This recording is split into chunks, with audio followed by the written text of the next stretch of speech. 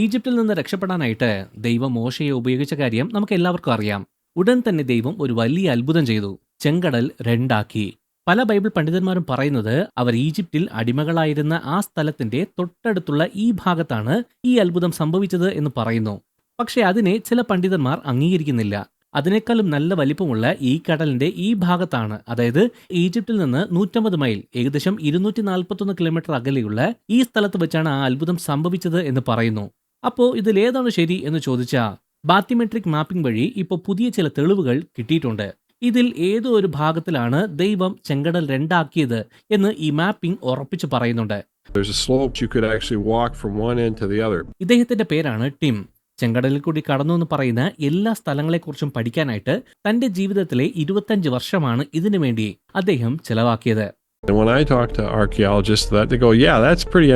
മോശ മിദ്യാൻ ദേശത്തിൽ താമസിച്ചിരുന്നു എന്ന് ബൈബിൾ പറയുന്നു. അതായത് ഇന്നത്തെ വടക്കൻ സൗദി അറേബ്യയുടെ ഈ ഭാഗത്താണ് താമസിച്ചിരുന്നത്. ഇവിടെ വെച്ചാണ് കത്തുന്ന ഒരു മുൾപടർപ്പിലൂടെ ദൈവം മോശയോട് സംസാരിച്ചത്. തന്റെ ജനം അടിമകളായിരിക്കുന്ന ഈജിപ്തിലേക്ക് പോകാൻ പറഞ്ഞു. അവരെ വിട്ടയക്കാൻ ദൈവം പറഞ്ഞതായിട്ട് ഫറവോനോട് അറിയിക്കാൻ മോശയോട് പറഞ്ഞു. പക്ഷെ ഫറവോനാണെങ്കിൽ വിടാൻ തയ്യാറല്ലായിരുന്നു. അതുകൊണ്ട് ഫറവോൻ തന്നെ വഴങ്ങി അവരെ വിട്ടയക്കുന്നത് വരെ ദൈവം ഈജിപ്തിൽ 10 ഭയങ്കരമായ ബാധകൾ അയച്ചു. അങ്ങനെ വിട്ടയച്ചതിനു ശേഷം ഈ ജനം എത്ര ദൂരം സഞ്ചരിച്ചു കാണും എന്ന് ചോദിച്ചാൽ, നാം നേരത്തെ കണ്ടതുപോലെ ഇവർ ചെയ്ത യാത്രയെക്കുറിച്ച് പ്രധാനമായിട്ട് 2 അഭിപ്രായങ്ങളുണ്ട്. ആദ്യത്തെ കൂട്ടർ വിശ്വസിക്കുന്നത് അവർ താമസിച്ചിരുന്ന നാടായ ഗോഷോനിൽ നിന്ന് ഇവിടെയുള്ള ഈ തടാകത്തിലേക്ക് സഞ്ചരിച്ചു എന്നാണ് അവർ പറയുന്നത്. ഇവിടെ കാറ്റ് ഭയങ്കരമായിട്ട് വീശുന്ന സ്ഥലമാണ്. ഈ ഒരു പ്രതിഭാസം നടക്കുമെന്ന് ശാസ്ത്രജ്ഞർ ഉറപ്പിച്ച ലോകത്തിലെ അപൂർവം ചില സ്ഥലങ്ങളിൽ ഒന്നാണത്. If enough wind blows over a period of time, it'll push water to one side, and then that allows people to go across. ഇത് ഒരു രസകരമായ കാര്യമാണ്. കാരണം മോശയും ജനങ്ങളും കടൽ തീരത്ത് എത്തിയ ഉടൻ തന്നെ ദൈവം കടൽ രണ്ടാക്കിയെന്ന് പലരും വിചാരിക്കുന്നുണ്ട്. പക്ഷേ ബൈബിൾ അങ്ങനെയല്ല പറയുന്നത്. യഹോവ അന്ന് രാത്രി മുഴുവൻ ശക്തമായ ഒരു കിഴക്കൻ കാറ്റടിപ്പിച്ചു. കടൽ പിൻവാങ്ങി ഉണങ്ങിയ നിലമായി തീർന്നു. വെള്ളം വേർപിരിഞ്ഞു. അതായത് വെള്ളം മാറാനായിട്ട് കുറച്ച് സമയമെടുത്തു. അതിനുവേണ്ടി ദൈവം കാറ്റിനെ ഉപയോഗിച്ചു. അതിനുശേഷം ബൈബിൾ എന്താണ് പറയുന്നത് എന്ന് നോക്കിയേ. ഇസ്രായേലിയർ സമുദ്രത്തിൽ ഉണങ്ങിയ നിലത്തുകൂടി നടന്നു. വെള്ളം അവരുടെ വലത്തും ഇടത്തും മതിലായി നിന്നു.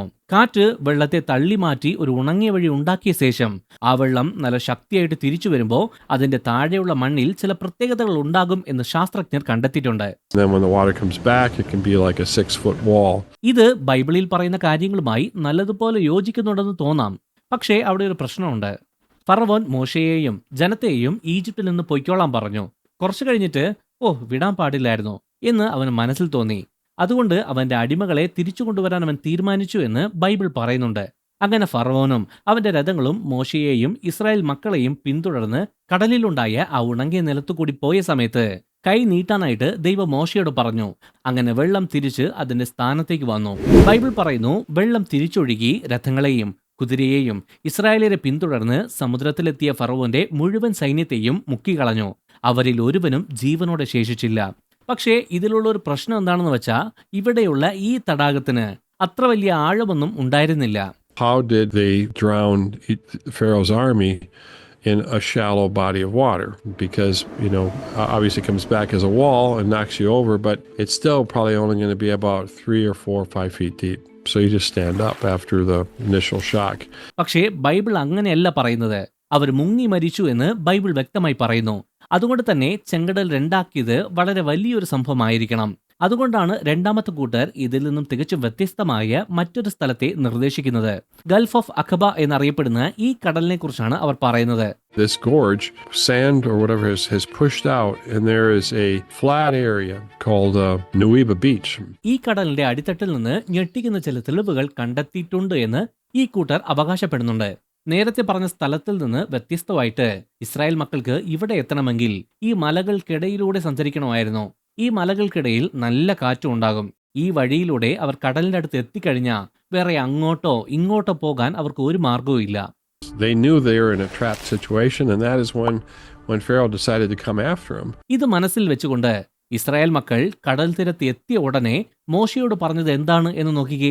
ഈജിപ്തിൽ ശവക്കുഴികൾ ഇല്ലാഞ്ഞിട്ടാണോ നീ ഞങ്ങളെ കൊല്ലാനായിട്ട് മരുഭൂമിയിൽ കൊണ്ടുവന്നത് എന്ന്. അവർ ശരിക്കും ഒരു കെണിയിൽ പെട്ടുപോയി എന്ന് അവർക്ക് തോന്നിയത് കൊണ്ട് അവർക്കെല്ലാവർക്കും നല്ല പേടിയുണ്ടായിരുന്നു.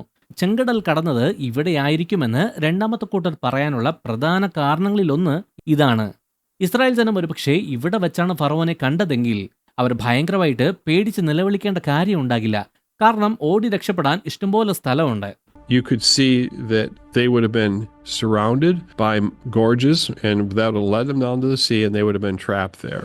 പക്ഷെ ദൈവം ഇവിടെ വെച്ച് കടൽ രണ്ടാക്കിയ പോലും അവർക്ക് ശരിക്കും ഇതിലൂടെ കടക്കാൻ പറ്റുമായിരുന്നോ? അതോ നല്ല ആഴമുള്ള സ്ഥലമാണോ ഇത് എന്ന് ചോദിച്ചാൽ ശരിക്കും ഈ കടലിന് നല്ല ആഴമുണ്ട്. ചില ഭാഗത്തൊക്കെ 1.5 കിലോമീറ്ററോളം ആഴമുണ്ട്. Intriguing was the fact that the Gulf of Aqaba in this particular location has an area where there's kind of a slope between the two. Tim പറയുന്ന ഈ മൺതിട്ട ഈ പ്രദേശത്ത് മാത്രമേ ഉള്ളൂ. You know, there's a slope and the ground is very compact, and it appears that you could actually walk from one end to the other. ഇവിടെ കടൽ വെള്ളത്തിന്റെ 1/2 kilometre താഴെ ചെറിയൊരു മൺതിട്ടയുണ്ട്. ദൈവം ഇവിടെ വെച്ചാണ് കടൽ രണ്ടാക്കിയതെങ്കിൽ മോശയും ജനവും അതിൽ കൂടെ തന്നെ കടന്നുപോയിട്ടുണ്ടാകും. പക്ഷേ രണ്ടാമത്തെ കൂട്ടർ പറയുന്ന തെളിവ് ഇതിന്റെ അടിസ്ഥാനത്തിൽ മാത്രമല്ല. ചെങ്കടൽ കടന്നത് ഇവിടെ വെച്ചാണ് എന്ന് അവർ അവകാശപ്പെടുന്ന ഗൾഫ് ഓഫ് അക്ബയുടെ അടിത്തട്ടിൽ നിന്ന് കിട്ടിയ ഈ പവിഴപ്പുറ്റുകളൊന്ന് നോക്കിക്കേ. ഈ പവിഴപ്പുറ്റുകൾ കണ്ടിട്ട് നിങ്ങൾക്ക് എന്തു തോന്നുന്നു? ഫറവോൻ മോശയെയും ജനങ്ങളെയും പിന്തുടർന്നപ്പോ അവൻ 600 മികച്ച രഥങ്ങളെയും ഈജിപ്തിലെ സകല രഥങ്ങളെയും കൊണ്ടുപോയെന്ന് ബൈബിൾ പറയുന്നുണ്ട്. അവൻ ഇസ്രായേൽ ജനത്തിന്റെ അടുത്തെത്തിയപ്പോ ഈജിപ്തുകാരെയും അവരുടെ രഥങ്ങളെയും കടലിൽ മുക്കിക്കളഞ്ഞു. പക്ഷേ ഈ പവിഴപ്പുറ്റുകൾ ശരിക്കും രഥത്തിന്റെ ചക്രങ്ങൾ തന്നെയാണോ അതോ വേറെ വല്ലതുമാണോ എന്ന് ചോദിച്ചാ, Now there's something called table coral. It has like a round, top to it, and then there's a stem on the bottom of it. So when you're searching for evidence of chariot wheels and axles and things like that, there's a lot of things that you could look at and point to. അപ്പോ ഉറപ്പായിട്ടും രഥത്തിന്റെ ചക്രം പോലുള്ള ഒരുപാട് പവിഴപ്പുറ്റുകൾ Gulf of അക്ബയിലുണ്ട്. അതുകൊണ്ട് ഇത് അത്ര വലിയ തെളിവാണ് എന്ന് നമുക്ക് ഉറപ്പിക്കാൻ പറ്റില്ല. I've never seen anything that I would be able to say, yeah, that's for real. പക്ഷേ ഈ പുറപ്പാട് സമയത്ത് കടൽ രണ്ടാക്കിയതിനെ പറ്റി പറയുമ്പോൾ നാം സംസാരിക്കേണ്ട വേറൊരു കാര്യം കൂടിയുണ്ട്. ദൈവം രണ്ടാക്കിയെന്ന് ബൈബിൾ പറയുന്ന ആ കടലിന്റെ പേരൊന്ന് നോക്കിക്കേ. ചെങ്കടൽ എന്നാണ്. ചെങ്കടൽ എന്ന് പറയുന്നത് ഈ ഭാഗത്താണ് എന്ന് നമുക്കറിയാം. അതുപോലെ തന്നെ ഗൾഫ് ഓഫ് സൂയസും ഗൾഫ് ഓഫ് അക്ബയും ചെങ്കടലിന്റെ ഭാഗമായിട്ട് തന്നെ കണക്കാക്കിയിരുന്നു എന്നും നമുക്കറിയാം. പക്ഷേ മുകളിലുള്ള ഈ തടാകത്തെ ചെങ്കടലിന്റെ ഭാഗമായിട്ട് തന്നെ അന്ന് അവർ കണക്കാക്കിയിട്ടില്ലായിരുന്നു. അങ്ങനെയാണെങ്കിൽ സംശയം അവിടെ തീർന്നല്ലോ. ഗൾഫ് ഓഫ് അക്ബയായിരിക്കും ശരിയായ സ്ഥലം, അല്ലേ? അത് ഉറപ്പിക്കാൻ വരട്ടെ. The Hebrew doesn't say Red Sea. That's Greek. It had a different name, and later on the name was changed. ഇതിന്റെ യഥാർത്ഥ ഹീബ്രു പേര് വരുന്നത് യാം സൂഫ് എന്നാണ്. യാം എന്ന് വെച്ചാൽ കടൽ എന്നാണ് അർത്ഥം. സൂഫ് എന്ന് പറഞ്ഞാൽ അവിടെയാണ് കാര്യങ്ങൾ ഇച്ചിരി കുഴപ്പത്തിലാകുന്നത്. പണ്ഡിതന്മാർ സൂഫ് എന്നതിന്റെ അർത്ഥം പറയുന്നത് ഞാങ്ങണ, അതായത് റീഡ്സ് എന്നാണ്. യാം സൂഫ് എന്ന് വെച്ചാൽ ചെങ്കടൽ, റെഡ് സീ എന്നല്ല, പകരം ഞാങ്ങണ കടൽ, അതായത് റീഡ് സീ എന്നാണ്. അങ്ങനെയാണെങ്കിൽ ഇഷ്ടംപോലെ ഞാങ്ങണങ്ങൾ വളരുന്ന ആഴമില്ലാത്ത ഈ തടാകത്തിലായിരിക്കും കടലിനെ രണ്ടാക്കി കടന്നത്. അങ്ങനെയാണെങ്കിൽ നമുക്ക് ശരിക്കും ഒരു കൺഫ്യൂഷൻ ഉണ്ടാകുന്നുണ്ട്, അല്ലേ? കടലിനെ രണ്ടാക്കിയത് ഭയങ്കര വലിയൊരു അത്ഭുതമായിട്ടാണ് നമ്മുടെ മനസ്സിൽ വെച്ചിരിക്കുന്ന ചിന്ത. പക്ഷേ വലിയ ആഴമൊന്നുമില്ലാത്ത ഈ ഒരു കടലിലൂടെയാണ് ജനം പോയതെങ്കിൽ അത് അത്ര വലിയ അത്ഭുതമാണെന്ന് നമുക്ക് പറയാൻ പറ്റില്ല, അല്ലേ? അത് ആലോചിക്കുമ്പോൾ തന്നെ നമ്മുടെ മനസ്സിൽ ചെറിയൊരു കൺഫ്യൂഷൻ ഉണ്ടാകും. എന്നാൽ അവർ ഏത് കടലിലൂടെയാണ് കടന്നു പോയതെന്ന് മനസ്സിലാക്കാനായിട്ട് ബൈബിൾ വെച്ച് തന്നെ കൃത്യമായിട്ട് നമുക്ക് കണ്ടെത്താൻ പറ്റും. അതിന് സീനായ് മല എവിടെയാണ് എന്ന് കൃത്യമായിട്ട് നമുക്ക് കണ്ടുപിടിക്കാൻ പറ്റിയ മോശയും ജനവും ഏത് കടലിൽ കൂടി കടന്നു എന്ന് നമുക്ക് എളുപ്പത്തിൽ കണ്ടുപിടിക്കാൻ പറ്റും. ബൈബിൾ പറയുന്നതനുസരിച്ച് മോശയും ജനവും ഇവിടെ വെച്ചാണ് കടന്നതെങ്കിൽ പിന്നെ ആ സീനായ് മല ഇന്നത്തെ സീനായ് പെനിൻസുല എന്നറിയപ്പെടുന്ന ഈ ഭാഗത്ത് എവിടെയെങ്കിലും ആയിരിക്കും എന്നതാണ് സത്യം. പക്ഷേ കടൽ കടന്നത് ഇവിടെ വെച്ചാണെങ്കിൽ പിന്നെ സീനായ് മല ഇവിടെയായിരുന്നു എന്ന് പറയുന്നതിൽ കാര്യമില്ല. കാരണം ഇവിടേക്ക് വരണമെങ്കിൽ ഒന്നുകൂടി കടൽ കടക്കണം, അല്ലെങ്കിൽ കടലിനെ ചുറ്റി നടക്കേണ്ടി വരും. ഇങ്ങനെ ഒരു സംഭവം ഉണ്ടായതായിട്ട് ബൈബിൾ പറയുന്നില്ല താനും. അതുകൊണ്ടാണ് രണ്ടാമത്തെ കൂട്ടർ വിശ്വസിക്കുന്നത് ശരിക്കുമുള്ള സീനായ് മല ഇവിടെ ഈ ഭാഗത്താണ് എന്ന്. ഇനി രണ്ടാമത്തെ കൂട്ടർ പറയുന്ന സ്ഥലത്തെക്കുറിച്ച് നമുക്ക് നോക്കാം. കടലിൽ ഈജിപ്തുകാരെയൊക്കെ മുക്കിക്കളഞ്ഞതിനു ശേഷം ദൈവം അവരെ ഒരു മലയിലേക്ക് കൊണ്ടുപോയി എന്നാണ് ബൈബിൾ പറയുന്നത്. അവിടെ വെച്ച് ദൈവം അവരോട് നേരിട്ട് സംസാരിച്ചു. അവർക്ക് 10 കൽപ്പനകൾ കൊടുക്കുകയും ചെയ്തു. അതാണ് സീനായ് മല. പക്ഷേ ഈ മലയിലേക്ക് പോകുന്ന സമയത്ത് ഒരുപാട് കാര്യങ്ങൾ സംഭവിച്ചു. ഈ സംഭവിച്ചതിൻ്റെയൊക്കെ തെളിവുകൾ ഞങ്ങൾക്ക് ഏകദേശം ലഭിച്ചിട്ടുണ്ട് എന്നാണ് രണ്ടാമത്തെ കൂട്ടർ പറയുന്നത്. ആ കാര്യങ്ങളൊക്കെ കേട്ടുകഴിഞ്ഞാൽ നമ്മൾ ശരിക്കും ഞെട്ടും. ഉദാഹരണത്തിന് സീനായ് മലയിലേക്ക് പോകുന്ന സമയത്ത് അവരാദ്യം താമസിക്കാൻ ഇറങ്ങിയ ഒരു സ്ഥലമാണ് ഏലീം. ബൈബിൾ പറയുന്നത് ഈ വലിയ മരുഭൂമിയുടെ നടുക്ക് ഏലീം എന്ന സ്ഥലത്ത് 12 നീരുറവകളും 70 ഈന്തപ്പനകളും ഉണ്ടായിരുന്നു എന്നാണ്. ഇനി ഈ മരുഭൂമിയുടെ നടുക്ക് നീരുറവകളും ഈന്തപ്പനയുമുള്ള ഈ പച്ചപ്പുള്ള സ്ഥലവും നോക്കിക്കേ. രണ്ടാമത്തെ കൂട്ടർ പറയുന്ന കടലിൽ നിന്ന് ഈ സ്ഥലത്തേക്ക് വരാനായിട്ട് അധികം ദൂരമില്ല. പക്ഷേ ഇനി പറയാൻ പോകുന്ന സ്ഥലവുമായി താരതമ്യം ചെയ്യുമ്പോൾ ഈ തെളിവൊന്നും ഒന്നുമല്ല. From a distance, people were like, wow, look at that.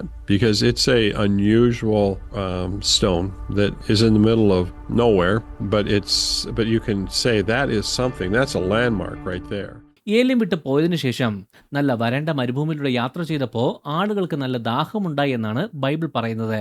സത്യം പറഞ്ഞ വെള്ളം കിട്ടാതെ വന്നപ്പോൾ മരുഭൂമിയിലേക്ക് കൊണ്ടുവന്നതുകൊണ്ട് മോശയോട് ജനം ദേഷ്യപ്പെടാൻ തുടങ്ങി.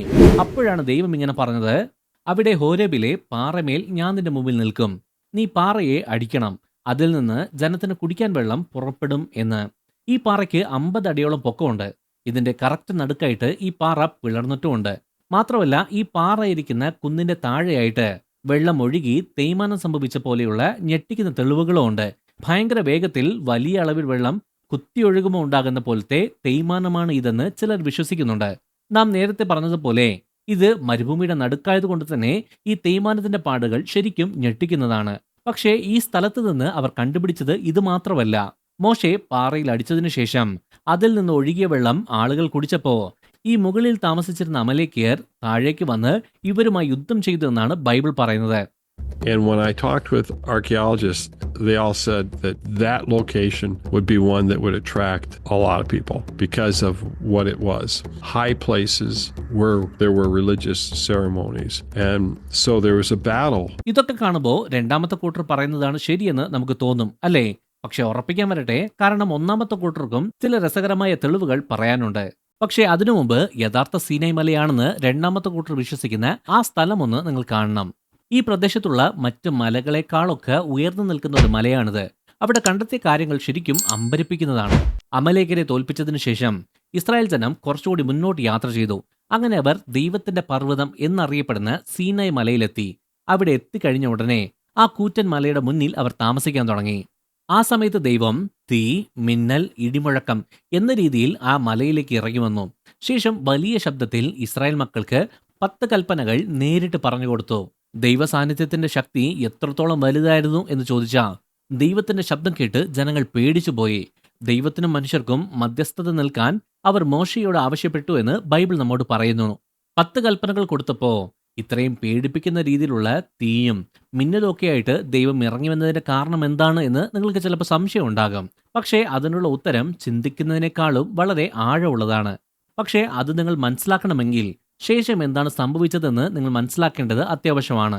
മോശ സീനായ് മലയിൽ നിന്ന് ദൈവത്തിന്റെ എഴുതപ്പെട്ട നിയമങ്ങൾ വാങ്ങി താഴേക്ക് കൊണ്ടുവരുന്നതിന് മുമ്പ് തന്നെ ജനങ്ങൾ ഞാനല്ലാതെ അന്യദേവന്മാർ ഉണ്ടാകരുത് എന്ന ദൈവത്തിന്റെ 10 കൽപ്പനകളിലെ ആദ്യത്തെ കൽപ്പന തെറ്റിച്ചിരുന്നു. ഇസ്രായേൽക്കാർ ഒരു സ്വർണ്ണ കാളക്കുട്ടിയെ ഉണ്ടാക്കി അതിനെ ദൈവമായി ആരാധിച്ചു എന്നാണ് ബൈബിൾ പറയുന്നത്. ഇത് കാരണം ദൈവം അവരെ ശിക്ഷിച്ചു. അങ്ങനെ ആ ദിവസത്തിൽ തന്നെ 3000 ആളുകൾ കൊല്ലപ്പെട്ടു. ഇപ്പോ ആ കാര്യം മനസ്സിൽ വെച്ചുകൊണ്ട് ഇതൊന്ന് നോക്കിക്കേ. ഈ പ്രദേശത്ത് വന്ന ഗവേഷകർ രണ്ടാമത്തെ കൂട്ടർ പറയുന്ന ഈ സ്ഥലത്ത് നിന്ന് അധിക ദൂരം ഇല്ലാത്ത ഈ മരുഭൂമിയുടെ ഈ ഭാഗത്ത് ആയിരക്കണക്കിന് ചെറിയ കൽക്കൂമ്പാരങ്ങൾ കണ്ടെത്തി. I don't know if it was like 2 or 3 miles away, where there were like thousands of graves, and they had these tall, pillars for tombstones. ഈ സ്ഥലത്ത് ഔദ്യോഗികമായി ആർക്കിയോളജിക്കൽ പഠനങ്ങളൊന്നും നടത്താൻ സൗദി ഗവൺമെന്റ് ഇതുവരെ സമ്മതിച്ചിട്ടില്ല. പക്ഷേ ഈ സ്വർണ്ണ കാളക്കുട്ടിയുടെ സംഭവത്തിൽ ഉൾപ്പെട്ട ആ 3000 പേർക്ക് ദൈവം നൽകിയ ശിക്ഷയുമായി ഇതിന് ബന്ധമുണ്ടാകാമെന്നാണ് ചിലർ വിശ്വസിക്കുന്നത്. So the question is where do you take the 3,000 people and bury them? And you can't bury them where you're camping because they stayed there for a year. So that, and when I talk to archaeologists, they go, yeah, that's pretty unusual. Where did that come from? ഇതിൽ ഏറ്റവും രസകരമായി തോന്നിയ കാര്യം എന്താണെന്ന് വെച്ചാൽ മോശയുടെ സീനായ് മലയിലെ സംഭവങ്ങളുമായി ബന്ധിപ്പിക്കാൻ പറ്റുന്ന 1-2 കണ്ടുപിടുത്തങ്ങൾ മാത്രമല്ല ഇവിടെ ഉണ്ടായിരുന്നത്. ഈ സ്ഥലത്ത് നിന്ന് ഇത്തരത്തിലുള്ള ഒരുപാട് കാര്യങ്ങൾ തെളിവുകളായി കിട്ടിയിട്ടുണ്ട്. There's things that were unusual there, that there were wells, a number of wells that were ancient for watering. And then there appeared to be an altar site. And then there was what appeared to be a stream that came out of the mountain. And the Bible talks about the fact that there was a stream that flowed out and that they were able to wash their clothes. So these kinds of clues that was part of it, 1, 2, 3, 4, 5, 6, intrigued me and a lot of other people. അപ്പോൾ ഇതാണ് യഥാർത്ഥ സീനായ് പർവ്വതം. എന്ന് തെളിയിക്കുന്ന ഒരുപാട് തെളിവുകൾ അവിടെ ഉണ്ടെന്ന് തോന്നുന്നു, അല്ലേ? അങ്ങനെയാണെങ്കിൽ ദൈവം കടൽ രണ്ടാക്കിയത് ഇവിടെ വെച്ച് തന്നെയാണ് എന്ന് നമുക്ക് ഉറപ്പായി. പക്ഷേ എല്ലാവരും ഇതിനെ അങ്ങോട്ട് സമ്മതിച്ചു തരില്ല. ആദ്യത്തെ കൂട്ടർ വിശ്വസിക്കുന്നത് യഥാർത്ഥ സീനായ് പർവ്വതം ഇവിടെയാണ് എന്നാണ്. അങ്ങനെയാണെങ്കിൽ ഇസ്രായേൽ ജനം കടൽ കടന്നത് ഇവിടെ വെച്ചാകാനാണ് കൂടുതൽ സാധ്യത. ഈ മലയുടെ ഒരു പ്രത്യേകത എന്താണെന്ന് വെച്ചാൽ AD 4-ാം നൂറ്റാണ്ടിലുണ്ടായിരുന്ന ആദ്യകാല സഭാ പിതാക്കന്മാരിൽ ചിലർ യഥാർത്ഥ സീനായ് പർവ്വതം ഇതാണ് എന്നാണ് വിശ്വസിച്ചിരുന്നത്. AD 6-ാം നൂറ്റാണ്ടിൽ ഇതിന്റെ ഓർമ്മയ്ക്കായി ഈ പർവ്വതത്തിന്റെ താഴെയായിട്ട് ഒരു പ്രാർത്ഥനാലയം പോലും പണിതിട്ടുണ്ട്. ഇതൊരു വലിയ കാര്യം തന്നെയാണ്. കാരണം നല്ല ആർക്കിയോളജിക്കൽ റിസൾട്ട് പലപ്പോഴും ഇത്തരം ചരിത്രങ്ങളെ ആശ്രയിച്ചാണ് ഇരിക്കുന്നത്. യോർദാനിലുള്ള 6-ാം നൂറ്റാണ്ടിൽ പണിത ഒരു പള്ളിയിൽ നിന്ന് കിട്ടിയ ഈ പ്രദേശത്തിന്റെ ഒരു പഴയ മാപ്പിൽ പോലും സീനായ് പർവ്വതം കാണിക്കുന്നത് ഈ പരമ്പരാഗത സ്ഥലത്താണ്. നിങ്ങളിപ്പോ നിങ്ങളുടെ ബൈബിൾ തുറന്നു നോക്കിയാ അതിൽ കാണുന്ന പുറപ്പാടിന്റെ മാപ്പിലും മിക്കവാറും സീനായ് പർവ്വതം ഈ ഭാഗത്ത് തന്നെയാണ് എന്നാണ് കൊടുത്തിട്ടുണ്ടാവുക. അങ്ങനെയാണെങ്കിൽ ആദ്യത്തെ കൂട്ടർ പറയുന്ന ഈ സീനായ് മലയ്ക്ക് ചരിത്രത്തിന്റെയും പാരമ്പര്യത്തിന്റെയും വലിയൊരു പിന്തുണയുണ്ട്. പക്ഷേ മോശയും ജനങ്ങളും സീനായ് പർവ്വതം വിട്ടു പോയിട്ട് ആയിരക്കണക്കിന് വർഷങ്ങൾ കഴിഞ്ഞിട്ടാണ് ഈ പാരമ്പര്യങ്ങളൊക്കെ തുടങ്ങുന്നത് തന്നെ.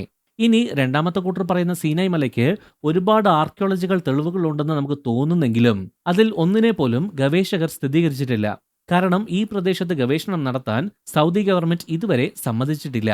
അതുകൊണ്ട് സീനായ് പർവ്വതം എവിടെയാണെന്ന് ഉറപ്പിക്കാനും ചെങ്കടൽ രണ്ടാക്കിയത് ശരിക്കും എവിടെ വെച്ചാണ് എന്ന് മനസ്സിലാക്കാനുമായിട്ട് അവസാനമായി ഒരു കാര്യം കൂടി നോക്കേണ്ടത് അത്യാവശ്യമാണ്. പക്ഷേ ഇതൊക്കെ എവിടെ വെച്ച് നടന്നതാണെങ്കിലും അതിലുള്ള ഏറ്റവും വലിയൊരു കാര്യം എന്താണെന്ന് വെച്ചാൽ അങ്ങനെ ഒരു സംഭവം ശരിക്കും സംഭവിച്ചിട്ടുണ്ട് എന്നതാണ്. ഈ രണ്ടു കൂട്ടർ പറയുന്നതിനും അവരവരുടേതായ തെളിവുകളുണ്ട്.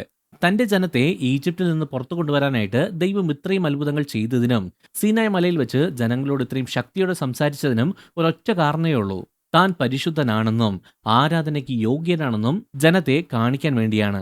ശരി, അപ്പോ എന്താണ് ഈ അവസാനത്തെ തെളിവ് എന്ന് നിങ്ങളിപ്പോൾ ചിന്തിക്കുന്നുണ്ടാകും, അല്ലേ? ഈ വീഡിയോയുടെ തുടക്കത്തിൽ നാം സംസാരിച്ച ഒരു കാര്യവുമായി ഇതിനൊരു ബന്ധമുണ്ട്. ദൈവം മോശയെ ഈജിപ്തിലേക്ക് പോകാനായിട്ട് പറയുന്നതിന് മുമ്പ് അവൻ മിദ്യാൻ ദേശത്ത് അമ്മായപ്പനായി ഇത്രയോടെ ആടുകളെ മേയ്ക്കുന്ന ഒരു ഇടയനായിട്ട് കഴിഞ്ഞിരുന്നു എന്ന് ബൈബിൾ വ്യക്തമായിട്ട് നമ്മോട് പറയുന്നുണ്ട്. നാം നേരത്തെ പറഞ്ഞതുപോലെ അത് ഈ ഭാഗത്താണ് വരുന്നത്. ദൈവം മോശയോട് സംസാരിച്ച ആ കത്തുന്ന മുൾപ്പടർപ്പ് കണ്ടത് കൃത്യമായിട്ട് എവിടെ വെച്ചാണെന്ന് ബൈബിൾ പറയുന്നതൊന്ന് നോക്കിക്കേ. ദൈവത്തിന്റെ പർവ്വതത്തിൽ വെച്ച്. സീനായ് പർവ്വതത്തിനും ഇതേ പേര് തന്നെയാണ് കൊടുത്തിരിക്കുന്നത്. വേറൊരു രീതി പറഞ്ഞ മോശ മിദ്യാനിൽ ആടിനെ മേയിച്ചുകൊണ്ടിരിക്കുമ്പോൾ കത്തുന്ന മുൾപ്പടർപ്പിലൂടെ ദൈവം പ്രത്യക്ഷപ്പെട്ട അതേ പർവ്വതം തന്നെയാണിത്. 10 കൽപ്പനകൾ കൊടുക്കാൻ വേണ്ടി ദൈവം മോശയെയും ജനങ്ങളെയും കൊണ്ടുവന്ന അതേ പർവ്വതമാണിത്. That if Moses started out in Midian when he was with his Jethro's flocks, his father-in-law, if he was tending sheep, he probably would have been in that area in Saudi Arabia, not gone over the top of the Gulf of Aqaba and into the Sinai Peninsula, which is what the argument is. താൻ സ്ഥിരമായി ആടുകളെ മേയ്ക്കുന്ന ഒരു സ്ഥലം വിട്ടിട്ട് ഒരു വരണ്ട മരുഭൂമിയിലേക്ക് മോശ ആടുകളെ കൊണ്ടുപോകേണ്ട വലിയ സാധ്യത ഒന്നുമില്ല. അപ്പോ സീനായ് പർവ്വതം ഇവിടെയുള്ള ഈ ഭാഗത്താകാൻ സാധ്യത കുറവാണ് എന്നും സീനായ് പർവ്വതത്തിന്റെ കാര്യത്തിൽ രണ്ടാമത്തെ കൂട്ടർ പറയുന്നതായിരിക്കും ശരിയെന്നും ഇത് കാണിക്കുന്നുണ്ട്. ഇതിനർത്ഥം അവർ കടൽ കടന്നത് മിക്കവാറും ഇവിടെ വെച്ച് തന്നെ ആയിരിക്കുമെന്നും അതൊരു ഭയങ്കര വലിയൊരു സംഭവമായിരുന്നു എന്നുമാണ്. And that's what I thought when I stood out there and was looking at this, and I realized if God chose this place for a miracle, it would have been amazing, because it would have to have been, several thousand feet of water standing on end as the Israelites went down, through to the other side. And then some people would say, well, not even God can part water that deep. So I find that humorous, because if he created the heavens and the earth, I don't think that's a problem.